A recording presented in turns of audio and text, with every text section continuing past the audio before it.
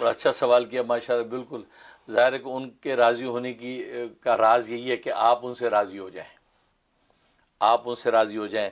اس لیے کہ بندہ جب اللہ اللہ کے اس سے راضی ہو جاتا ہے تو یہ اس بات کی علامت ہوتا ہے کہ اللہ ان سے راضی ہو گیا ہے، اللہ ان سے راضی ہو گیا ہے. اس لیے رضی اللہ عنہ ورضوا عنہ، یہ جو اللہ ان سے راضی ہو گیا، وہ اللہ سے راضی ہو گئے.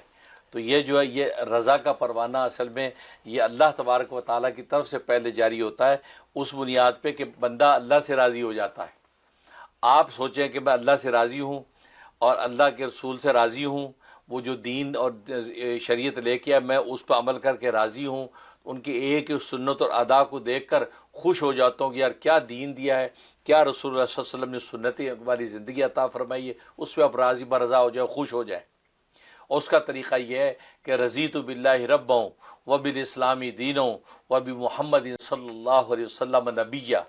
یہ جو دعا ہے یہ روزانہ 101 دفعہ پڑھیں، 101 دفعہ پڑھیں، 100 دفعہ پڑھ کے اس کے بعد آپ ہاتھ اٹھا کے دعا کر لیں، یا اللہ میں اور میں جو اپنے گھر والوں کی طرف سے وہ سارے گھر ترجمانی کرتے ہوئے ہم سب آپ سے اور جو آپ کے حبیب سے راضی ہو گئے، اب آپ بھی ہم سے راضی ہو جائیں.